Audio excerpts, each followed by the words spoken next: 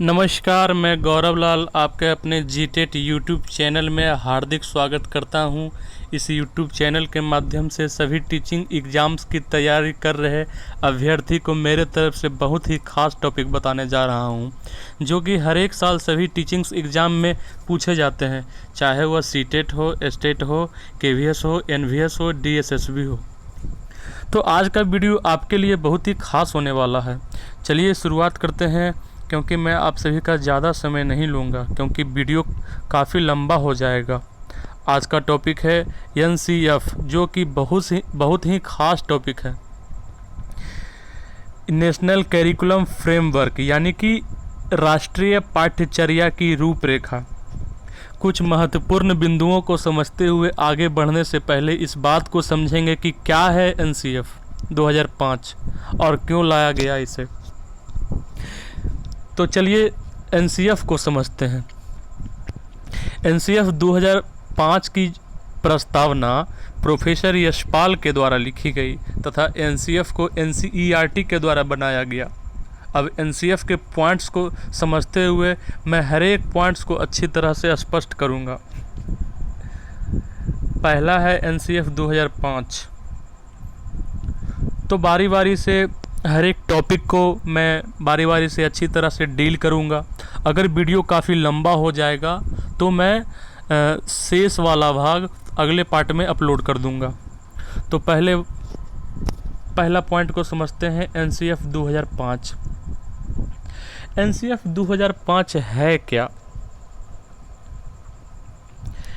According to NCF 2005, NCF कहता है खुद को और बच्चों को वास्तविक जीवन से जोड़ना, क्योंकि तभी ज्ञान का निर्माण हो पाएगा।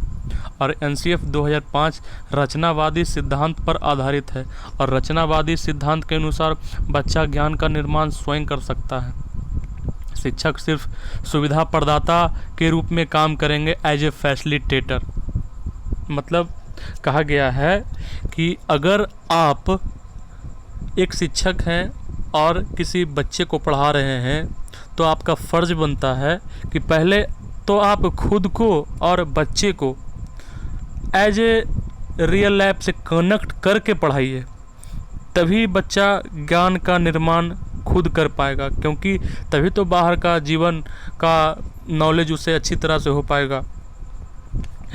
और शिक्षक जो रहते हैं एक फैसिलिटेटर के रूप में रहते हैं, सिर्फ सुविधा प्रदाता के रूप में रहते हैं। और एनसीएफ क्या कहता है? एनसीएफ कहता है शिक्षा जो हो, शिक्षक केंद्रित ना होकर बाल केंद्रित हो। बालक को क्वेश्चन एराइज करने का मौका मिले, बालक को कुछ करने का मौका मिले, बालक अपने ज्ञान का निर्माण स्वयं कर पाए।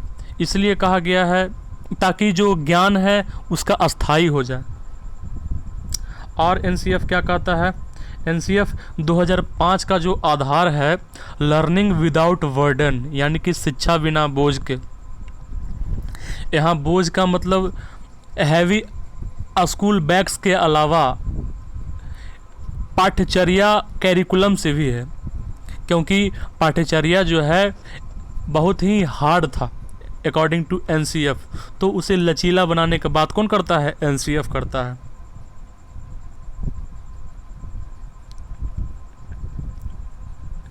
एनसीएफ 2005 की प्रस्तावना प्रोफेसर यशपाल के द्वारा लिखी गई। एनसीएफ जब बना तो यह 22 भाषाओं में अनुवादित किया गया और 17 राज्यों के पाठ्यक्रम को इसने प्रभावित किया।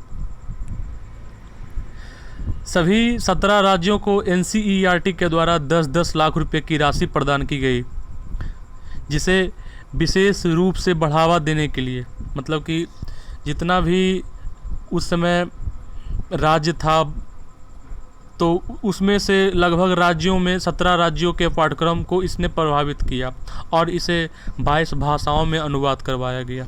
और एनसीएफ को बढ़ावा देने के लिए, एनसीएफ को प्रमोट करने के लिए एनसीईआरटी ने सभी राज्यों को 10 लाख रुपए राशि प्रदान करने की बात की गई।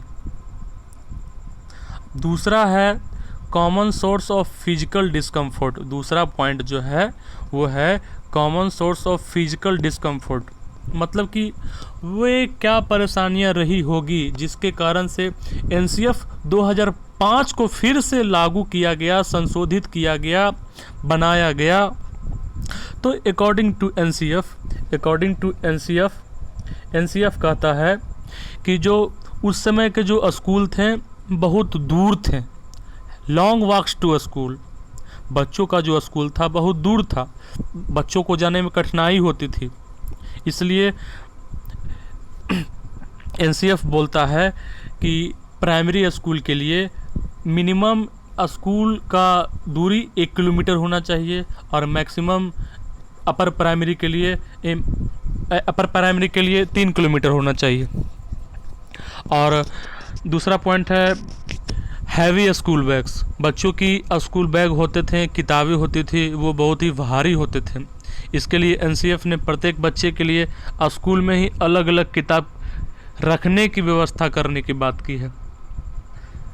और उस समय के जो इंफ्रास्ट्रक्चर होते थे, स्कूल का जो भवन होता था वो इतना अच्छा नहीं होता था, बाथरूम्स वगैरह उतनी अच्छी नहीं होती थी, शौचालय अच्छा नहीं होता था, जिसके कारण बालक को बहुत सारे कठिनाइयों का सामना करना पड़ता था। समय सारणी का गलत प्रबंधन, उसके पहले है किताबों की कमी। उस समय किताब अगर होती भी थी तो इस टाइप की होती थी जो कि रियल लाइफ से कनेक्ट नहीं कर पाता था बच्चे को। अगला है समय सारणी का गलत प्रबंधन, मतलब कि बच्चे को पढ़ाया जा रहा है, सिर्फ पढ़ाया जा रहा है, खेलने का उसे मौका नहीं दिया जा रहा है, एक्स्ट्रा एक्टिविटीज़ करने का मौका नहीं दिया जा रहा है, बच्चे को उबाऊ रूप से पढ़ाया जा रहा है। इससे बच्चे काफ़ी बोरियत फील करते हैं। शौचालय की कमी, अगला नंबर शौचालय की कमी होती थी उस समय। तो एनसीएफ कहता है कि स्कूल का जो भवन हो इसका अच्छे ढंग से निर्माण हो, बेसिक इंफ्रास्ट्रक्चर अच्छा ढंग से रहे। और सज़ा देने का तरीका, अगला नंबर सज़ा देने का तरीका। आप सुनते होंगे या खुद भी देखे होंगे कि पहले बच्चे को मुर्गा बना दिया जाता था, मतलब कि एकदम कॉर्पोरल पनिशमेंट दिया जाता था, बच्चे को डांटा जाता था, मारा जाता था, बच्चे को मुर्गा बना दिया जाता था, ऑकवर्ड पोस्चर, फिजिकल पोस्चर बना दिया जाता था। इससे बच्चे काफ़ी अंदर से कुंठा महसूस करते थे। अब कुछ तीसरा नंबर है, अब कुछ एनसीएफ जो है गाइडिंग प्रिंसिपल्स की बात करता है, कुछ सिद्धांत की बात करता है। तो वो क्या सिद्धांत, क्या गाइडिंग प्रिंसिपल्स हैं, तो उसको हम जानेंगे। पर्सपेक्टिव ऑफ एनसीएफ, पहला है रट्टा की प्रवृत्ति को दूर करना। To shift learning from rote method, मतलब जो बच्चे ज्ञान का निर्माण स्वयं करते हैं तो बच्चा समझ के करता है, ना कि उसे रट के करता है। रटने से ज्ञान अस्थायी रूप से नहीं रह पाता है। इसलिए एनसीएफ बोलता है कि to shift learning from rote method, रट्टा की प्रवृत्ति को दूर करना। दूसरा है स्कूली ज्ञान को बाहर के ज्ञान से जोड़ना, मतलब स्कूल में हम जाते हैं, शिक्षक के द्वारा पढ़ते हैं, तो शिक्षक के द्वारा इस तरह से बताया जाता है कि हम उस ज्ञान को बाहरी जीवन से कनेक्ट नहीं कर पाते हैं, रियल लाइफ से कनेक्ट नहीं कर पाते हैं। तो इसके लिए एनसीएफ बोलता है कि ज्ञान ऐसा हो कि उसे बालक अपने जीवन से जोड़ पाए, एग्जाम्पल्स ऐसी हो जो बालक अपने वातावरण से उसे जोड़ पाए, ताकि ज्ञान का सृजन हो सके, ज्ञान का रचना हो सके। तीसरा बोलता है परीक्षा पद्धति में सुधार एवं लचीला। एनसीएफ के अनुसार उस समय का जो कैरिकुलम था, उस समय उस समय का जो एग्जामिनेशन पद्धति था, परीक्षा पद्धति था, वो बहुत ही कठोर था। इसको लचीला बनाने के लिए एनसीएफ बात करता है 2005। चौथा है पाठ्यचर्या एवं पाठ्य पुस्तक इस तरह के होते थे, इस तरह के हो कि बालक का ज्ञान स्कूल के बाहरी जीवन से जुड़ पाए।